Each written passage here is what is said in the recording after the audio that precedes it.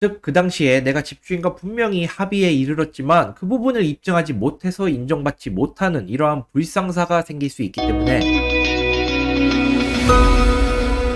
안녕하세요. 훈이로TV의 김기훈 변호사입니다. 자, 이번 시간에는 월세 계약서를 작성할 때 무엇을 주의해야 하는지 한번 설명드려 보도록 하겠습니다. 제가 이전 영상에 월세 계약을 체결할 때 무엇을 주의해야 하는지 설명드린 것이 있습니다. 그래서 월세 계약을 체결하신다면 그 영상 또한 시청하시고, 오늘은 월세 계약서를 중심으로 무엇을 우리가 체크해야 하는지, 반드시 내가 확인해야 되는 부분은 무엇인지, 이러한 점들에 대해서 한번 설명드려 보도록 하겠습니다. 일단 분쟁이 발생하면 모든 것의 기준은 계약서가 됩니다. 즉, 법원은 계약서를 기준으로 판단을 한다는 것이죠. 그렇기 때문에 이 계약서에 어떠한 내용이 써 있는지 너무나도 중요합니다. 그래서 이 계약서를 작성할 때 무엇을 주의해야 하는지 제가 설명드려 보도록 하겠습니다. 첫 번째, 계약서에 써 있는 계약 당사자, 보증금, 월세 금액은 정확히 확인을 하셔야 합니다. 계약 당사자가 집주인이 맞는지, 그리고 보증금 월세 금액이 내가 알고 있는 금액과 정확히 일치하는지, 그리고 부동산 주소지가 정확히 일치하는지, 이러한 부분은 너무나도 기본적인 부분이기 때문에 내 눈으로 직접 확인하시고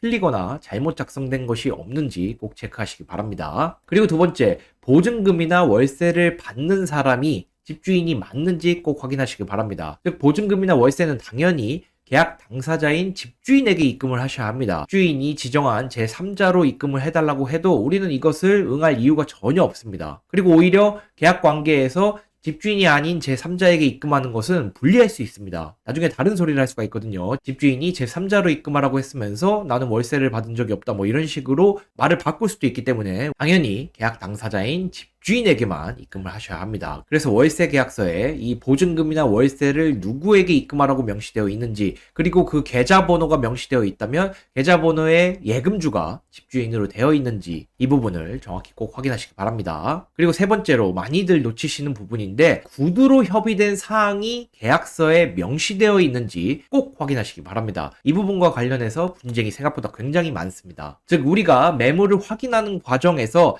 애당초에 알려진 그 조건을 그대로 수용하는 경우도 있지만 여러 조건을 별도로 합의하기도 합니다. 예를 들면 월세에 관리비를 포함하기로 해서 관리비를 내가 부담하지 않기로 했다거나, 반려동물을 키우는 것을 내가 허락을 받았거나, 입주하는 과정에서 인테리어 공사 등을 진행해야 돼서 렌트 프리 기간을 지정했다거나, 아니면 별도 비용과 관련해서 임차인이 부담하지 않기로 했다거나, 또는 임차인이 부담하기로 했다거나, 이러한 여러 가지 조건에 대해서 별도 합의하는 경우가 많이 있습니다. 그런데 이러한 합의에 이르렀다면 반드시 그 내용은 계약서에 명시되어 있어야 합니다. 적어도 특약사항에 그러한 내용이 명시되어 있어야 하는 것이죠. 그런데 이제 대부분은 집주인과 별도 합의를 통해서 집주인이 동의를 했기 때문에 앞으로도 문제 없을 것이라고 생각하는 경우가 많습니다. 하지만 나중에 문제가 생기면 법원은 증거로 판단한다고 말씀을 드렸죠. 그런데 그 증거 중 가장 중요한 것은 바로 월세 계약서입니다. 그런데 그 계약서에 이러한 별도 합의 내용에 대해서 써있지 않으면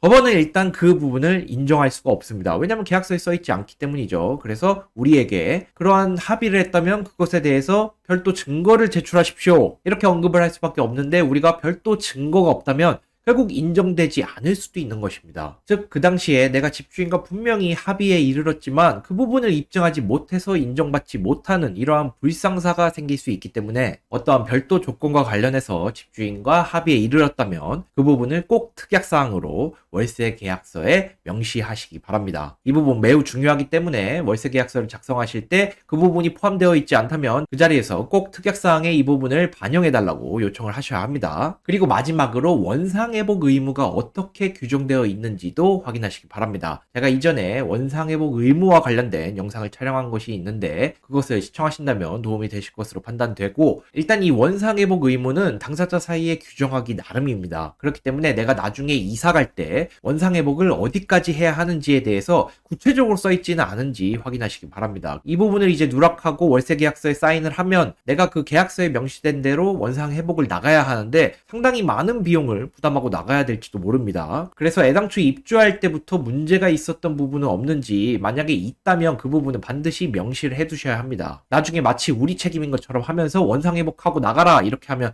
곤란하기 때문에 최초에 문제가 있었던 부분은 월세계약서에 명시하는 것이 유리합니다. 그리고 대부분은 일상적인 기스, 마모, 스크래치 이러한 부분까지 원상회복할 필요는 없지만, 나도 모르는 사이에 월세계약서에 예를 들면 새로운 도배를 하고 나가야 된다 이런 식으로 명시되어 있을 수 있기 때문에 나에게 불리하게 써 있는 것은 없는지 확인을 하셔야 합니다. 이것과 달리 원상회복 의무가 구체적으로 써 있지 않고 그냥 일반 규정만 써 있다면 크게 문제될 것은 없을 것으로 보입니다. 다만 구체적으로 써 있다면 우리에게 불리할 수 있기 때문에 꼭 확인하시고 이를 지적해서 수정하시기 바랍니다.